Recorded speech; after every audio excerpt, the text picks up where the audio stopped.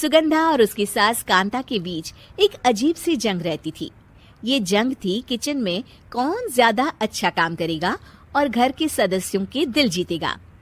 और उनकी इस जंग में हमेशा कुर्बान होते थे उनके दोनों पति। कैसे? आइए देखते हैं इस किचन पॉलिटिक्स की कहानी में। एक दिन किचन में, माँ जी, आज मैं बना रही हूँ मेथी की सब्जी। इस खाने से घर वालों के पेट की सारी समस्या खत्म हो जाएगी। और मैं बना रही हूँ तड़के वाली छाछ, जिसे पीते ही गैस की समस्या कभी नहीं होगी। दोनों अपने अपने खाने को लेकर टेबल पर पहुंच जाती हैं। तभी सुगंधा के ससुर उसकी बनाई सब्जी की तारीफ कर देते हैं। अरे वाह, मेथी की सब्जी भी बनी है, बड़ी ही स्वादिष्ट है। वाह बहू वाह। अरे बहू, लेकिन इसमें इतनी सारी मेथी बर्बाद करने की क्या जरूरत थी? देखिए माँ जी, ये तो वो मेथी है जो आप रात में भिगोकर सुबह उसका पानी पीती हैं, और जो मेथी फेंक देती हैं उसी से मैंने ये सब्जी बनाई है। अरे वाह बहू, तुमने तो बड़ा ही समझदारी का काम किया। बस अब क्या था, कांता जी का तो मानो ये सुनकर खून ही सूख गया। वो फैसला कर लेती है कि किसी भी तरह वो अपने खाने की तारीफ लेकर ही रहेगी और सुगंधा को किचन में उसकी कमियां गिनाएगी। कांता फ्रिज खोलकर देख रही होती है और फिर सुगंधा से कहती है, अरे बहू, ये क्या, पूरा फ्रिज गंदा पड़ा है। तभी वहाँ सुगंधा का पति आ जाता है।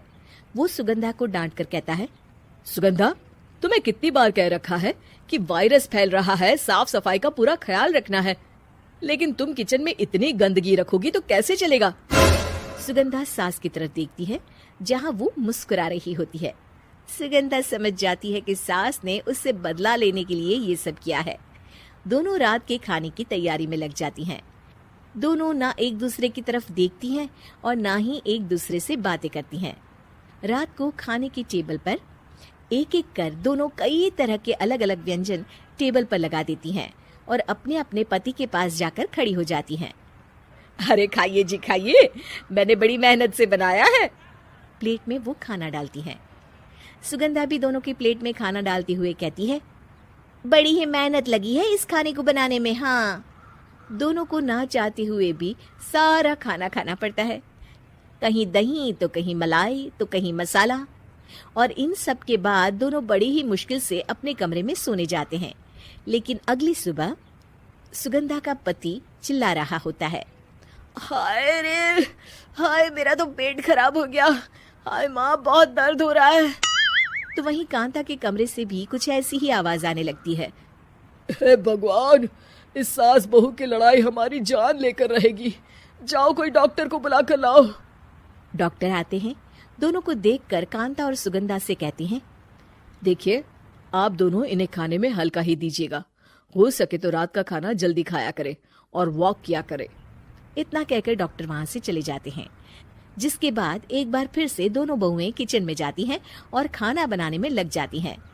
रात में खाने के टेबल पर दोनों एक बार फिर से खाना लगाने लगती है। पापा जी, मैंने ये पतली मूंग की दाल की खिचड़ी के साथ ये पापड़ और पुदीने की चटनी भी बनाई है। अरे बहू, अभी अभी बेचारे पेट की बीमारी से गुजरे हैं।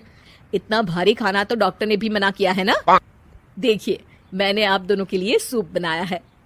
और दोनों उन लोगों की प्लेट में खाना डालने लगती हैं। तभी दोनों एक साथ बोल पड़ते हैं, बस करो, हमें माफ करो। हमें नहीं खाना इस घर में, ना खिचड़ी और ना ही सूप।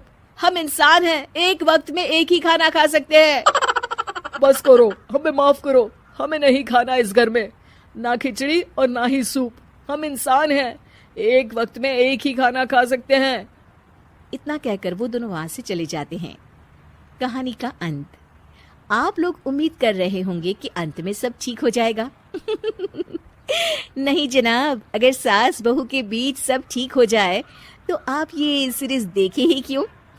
तो मजा लीजिए इस चैनल में सास बहू से जुड़ी कहानियों का, क्योंकि ये ऐसा रिश्ता है जिसकी मिठास उसकी खटास में हमेशा ज्यादा ही रहती है।